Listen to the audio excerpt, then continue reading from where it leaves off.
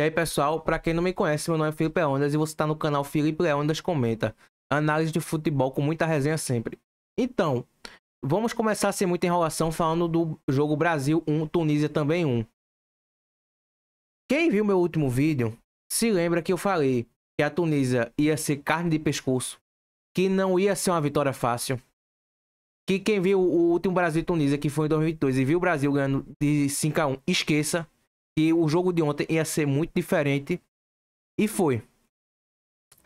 A Tunísia ela não chegou em campo para brincar, ela armou logo uma linha de 5. E quem tem acompanhado o time da Tunísia tá vendo que é uma equipe que tem uma solidez defensiva muito grande, tanto que terminou as eliminatórias africanas sem sofrer nenhum gol.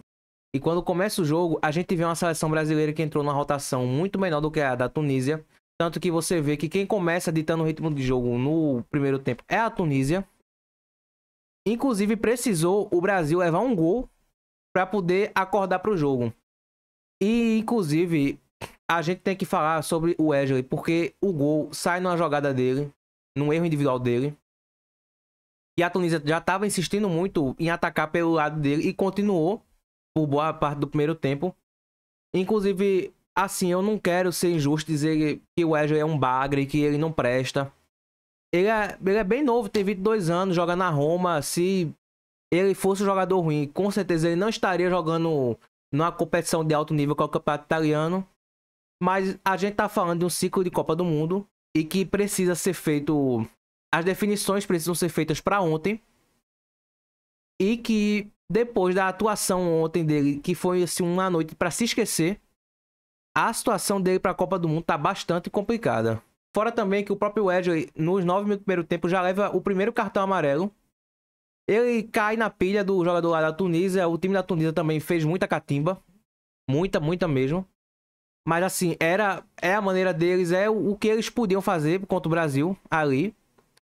Não condeno eles por isso, mas sim precisa o Brasil ter controle emocional. E você via, não só no primeiro tempo, no segundo também você via o time muito nervoso em campo. Menção honrosa aqui para a torcida da Tunísia, que depois do primeiro gol começou uma festa muito bonita, acenderam os sinalizadores e tudo. E assim, além de isso ser necessário no futebol moderno, porque no futebol moderno o torcer virou assim uma coisa muito engessada, muito o padrão FIFA, muito... Você vê os jogos europeus, você vê jogos internacionais e você vê muitos estádios de futebol que mais parecem com teatros do que estádios em si. Tá de parabéns a torcida da Tunísia que realmente conseguiu criar um clima hostil no jogo. E quem sabe não foi esse clima hostil que deu a inspiração pro Brasil começar a atacar. Que é depois do gol da Tunísia que o Brasil acorda e começa a procurar jogo. Tanto que no final do primeiro tempo consegue um pênalti. Questionável, diga-se passagem, mas consegue. Inclusive, a catimba da Tunísia entra de novo, que você vê os jogadores cercando o árbitro, aquele quiprocó todinho. Mas aí quem é que pega a bola? Estevão. E ele assume a responsabilidade com 18 anos de idade e converte. Assim, a gente tem que ter um cuidado ao falar de Estevão, porque ele é um jovem de 18 anos. Ainda tem muito a se desenvolver como pessoa mesmo. Porque com 18 anos nem o cérebro dele está formado ainda. Quanto mais a carreira dele de jogador. Mas por outro lado, a gente vê um jovem de 18 anos que entra com a camisa da seleção brasileira, não sente a pressão. Ele jogando no Chelsea, Premier League, aquela badalação todinha, ele não sente a pressão. Ou seja, é um jogador que se lapidar mais um pouquinho, é só daí pra frente. E pra mim, ele já tem a titularidade já nessa seleção brasileira. E quem vai ter que se virar agora, disputando posição, é Rafinha. Rafinha que tá afastado desde o final de setembro com a lesão na coxa. Aí você vê Estevão, que ele já vinha pedindo passagem. Agora ele não pede mais passagem. Ele escancarou mesmo a porta. E agora vai ficar essa briga aí no quarteto de ataque. Quem é que... Porque, vamos lá. Estevão, Matheus Cunha, Vinícius Júnior e Rodrigo. Estevão, por mim, Estevão vai. Até como titular. Matheus Cunha. É feito disso no último vídeo. Ele não é aquela individualidade, mas ele tem o seu valor e ele tem o seu jogo que é pelo time. Aí vai ser a disputa das outras duas vagas. Que até então tá com Vinícius Júnior e Rodrigo, mas tem esse Rafinha. que a gente vai ver se vai ser uma disputa pela titularidade, ou então até se vai ser um caso de um dos três não ir pra Copa. Mas isso aí tudo vai ficar a cargo do Mr. Ancelotti. Ainda tem os amistosos de março contra a França e Croácia para poder testar. Aí no segundo tempo o Brasil até que começa bem. E você vê que o Brasil tenta ir pra cima, mas não consegue o gol. Até que consegue um pênalti. Ponto positivo para Vitor Roque, que ele vai naquele combate, naquela disputa de bola. Uma jogada que 80%, 90% dos atacantes teriam cometido uma falta de ataque. Ele consegue tirar um pênalti dali. Só que o problema vem depois, porque o Mr. Ancelotti, inclusive isso foi um erro dele, não deixa Estevão bater o pênalti e manda Lucas Paquetá no lugar dele. E pra mim, eu não consegui entender a justificativa do Mister, que ele disse que não deixou o Estevão bater o pênalti pra não sentir a pressão. Mas que pressão, Mr. Ancelotti, que pressão. Estevão não sentiu a pressão. Se ele não sentiu a pressão pra bater o primeiro, quanto mais o do segundo. E outra coisa, pode ser que a gente precise de Estevão na Copa. Pode ser que a gente chegue na Copa com o Estevão sendo o nosso melhor jogador. Aí a gente vai fazer o quê? Vai evitar que ele bata pênalti, vai tirar ele dessas horas. Não tem como. E o que fica de reflexão para o amistoso de ontem e também para o ano de 2025 da seleção brasileira, que se acabou ontem, é inclusive uma frase que eu tava assistindo ontem o jogo, assisti pela GETV, e Jorge Igor, ele, com muita maestria, ele dá uma analogia muito boa, que o Brasil, esse trabalho da seleção brasileira é uma casa que está sendo construída tijolinho por tijolinho. E o jogo de ontem foi um desses tijolos, que a gente vê um empate, um resultado amargo. Queríamos que o Brasil tivesse ganhado, com certeza. Mas amistoso, além de ser para testar, é muito bom para a gente aprender o que fazer e, o mais importante, o que não fazer. Todo esse trabalho da seleção brasileira é um processo. Essa casa que o Brasil está construindo, eu não sei se ela fica pronta para a Copa de 2026. Honestamente, eu acho que não, porque um ano só, não sei se dá tempo do trabalho do Mr. Ancelotti. Tá totalmente firmado. Mas com um pouco mais de ajuste, eu acho que para 2030, para a Copa de 2030, o cenário vai mudar radicalmente. Bom, a falar agora dos jogos de ontem, das eliminatórias da Copa. Ontem a gente teve a confirmação de mais 7 seleções no torneio, quais sejam Suíça, Escócia, Áustria, Bélgica, Panamá, Curaçao e Haiti. Começou a rosa para a equipe da Escócia, que conseguiu aplicar um 4-2 em casa contra a Dinamarca, sendo que a Escócia precisava do resultado. Inclusive, foi um jogo com 2 gols muito bonitos, a bicicleta de McTominay para abrir o placar. E o último gol de McLean, que ele fez o famoso gol que Pelé não fez, que ele chuta do meio do campo e a bola morre no fundo do gol para confirmar a classificação da equipe da Escócia, que não ia para a Copa do Mundo desde o ano de 1998. E menções honrosas também para Curaçao, que conseguiu segurar o estado na Jamaica e avança para a Copa do Mundo. E também para a seleção do Haiti, que venceu a já eliminada Nicarágua pelo placar de 2-0. E também, nesse caso, ele retorna ao Mundial e Curaçao vai como estreante.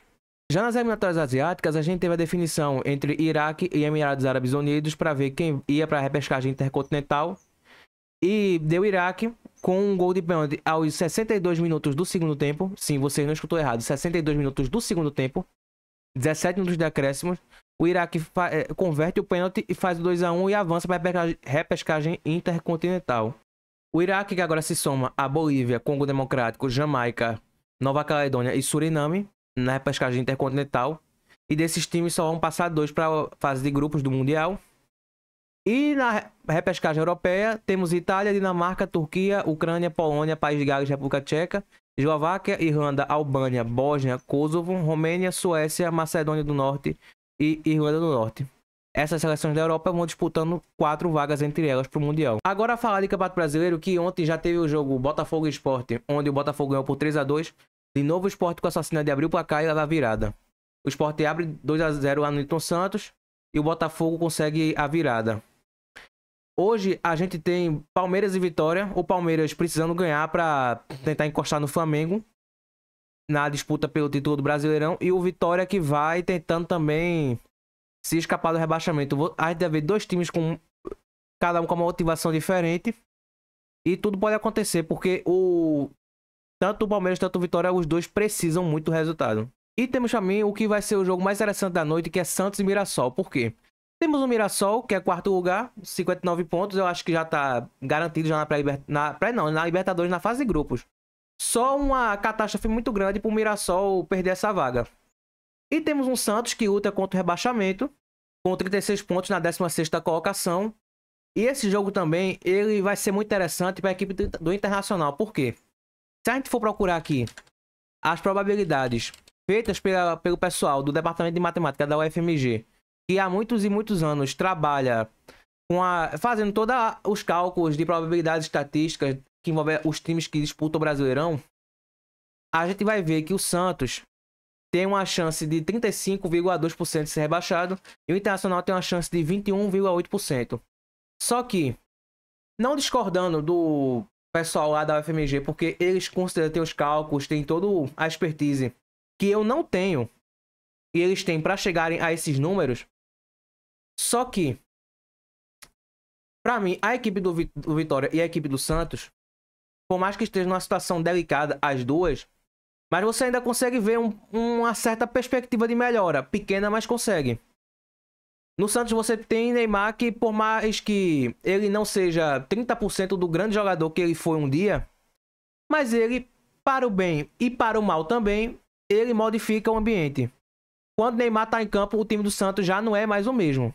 O Internacional que vem de 3 derrotas e 2 empates, inclusive a última vitória do Internacional foi contra o próprio Sport, dentro de casa. Os próximos 5 jogos do Internacional nesse Brasileirão é contra o Ceará amanhã, no Castelão. Depois pega o Santos, confronto direto, dessa vez no Beira-Rio.